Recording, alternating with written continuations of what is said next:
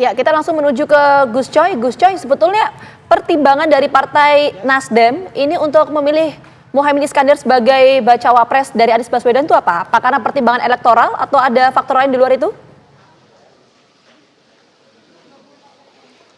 Ya, jadi untuk kerjasama saya kira ada beberapa alasan. Yang pertama, karena kita ingin menang, ya tentulah ada pertimbangan elektoral pasti. Dan ini sesuai dengan sarannya Mas Hanta Yuda. Kalau mau menang Pilpres, yang harus diajak itu kekuatan Nahdien, kekuatan NU. Dan instrumen politik dari Nahdien kan PKB. Nah, figur PKB sudah bersepakat Caimin untuk jadi calon presiden atau wakil presiden. Kan di situ kan? Nah, di situ kita melihat ini, ya ini menurut Mas Hanta Yuda ini, di sini adalah untuk menambah kekuatan Mas Anies yang lemah terutama di Jawa Timur dan di Jawa Tengah. Yang kedua tentu ada chemistry, ada kecocokan Caimin, Pak Surya, Mas Anies, ya, dan juga insya Allah juga PKS kan begitu. Jadi dan ada kecocokan juga dalam komitmen kebangsaan, keindonesiaan, karena mereka sama-sama aktivis. Aktivis itu kan dilatih terus-menerus berwacana tentang keindonesiaan, tentang pluralisme, kebinekaan, ya, wawasan kebangsaan itu kan dunianya aktivis. Nah, bagaimana ketika kita sudah berada pada lanjutan aktivis itu ya aktif di partai politik, memimpin partai politik.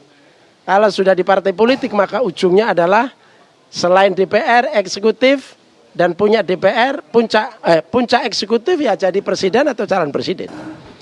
Ini sebetulnya sebuah perjalanan sejarah keaktif sebagai aktivis begitu. Nah, oleh karena itu hari ini alhamdulillah wa syukurillah pasangan dari koalisi perubahan sudah mengikat, pengantennya sudah dideklarasikan. Yang pertama dari sekian koalisi dan insya Allah nanti akan didaftarkan juga yang pertama. Baik. Mohon doa restunya. Baik. Gus Effendi Hoiri, kalau kita lihat tadi dari Bang Pipin sendiri menyatakan bahwa untuk keputusan Cawapres Muhaimin Iskandar ini akan dibahas lebih lanjut dalam Majelis Syuro PKS. Kemudian Demokrat sendiri seperti kita ketahui sudah mundur dari koalisi Perubahan untuk Persatuan. Artinya sebenarnya komunikasi nama Muhaimin Iskandar ini sudah sempat dibahas terlebih dahulu dan tidak ada persetujuan atau benar-benar tidak dibahas terlebih dahulu? Ya, jadi sebagaimana saran-saran para surveyor, lembaga-lembaga survei termasuk Mas Hanta Yuda, bahwa tokoh-tokoh dari NU nama yang muncul kan ada Khofifah, ada Caimin, ada Mbak Yeni, ada Mahfud MD. Nama-nama ini dari politisi NU, dari figur politik NU gitu ya, muncul di permukaan. Dan tentu saja Nasdem ketika melakukan obrolan-obrolan di kantornya, nama Caimin juga selalu muncul dalam obrolan, selalu.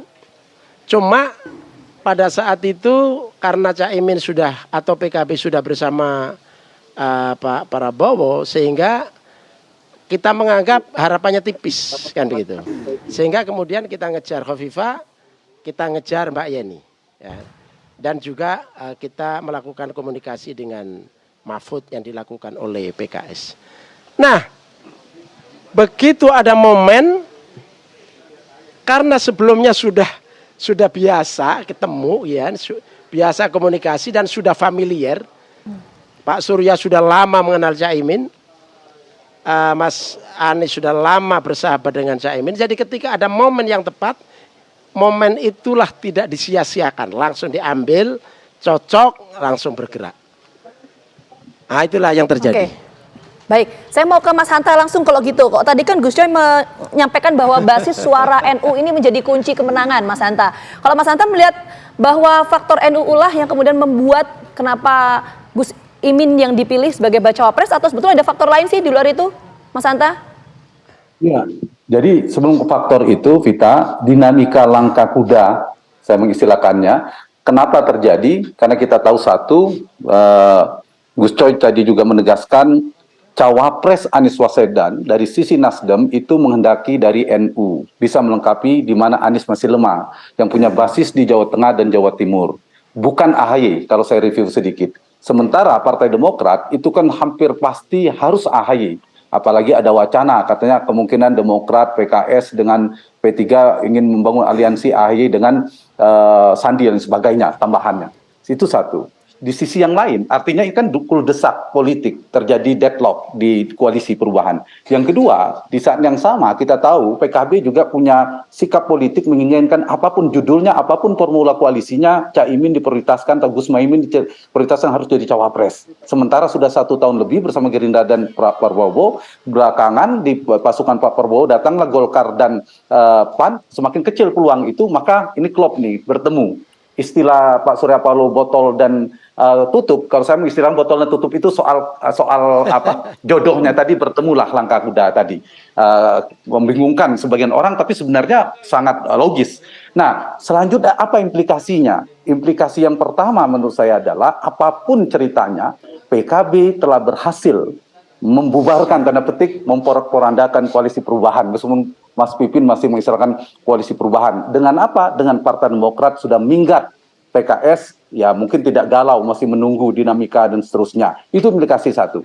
Implikasi yang kedua, saya kira narasinya tidak bisa lagi diametral ini. Berjarak dengan Pak Jokowi misalnya, narasinya tidak, perubahan tidak bisa sepenuhnya. Kalau Demokrat tidak berada di dalam lagi duel pemerintahan, sehingga narasinya sudah narasi agak Jokowi semua nih, agak ya tanda petik gitu. Yang ketiga, ada implikasi pada peta politik, blok dengan majunya Mas Anies. Saya kira ini kabar baik, kemungkinan akan tripolar, 3 kutub, ada Anies, ada Pak Mas Anies, Mas Ganjar dan Pak Prabowo. Itu implikasinya lebih dalam lagi. Nah, yang kedua, kira-kira ini ada beberapa pertimbangan apa? Saya ingin menjawab pertanyaan kita tadi.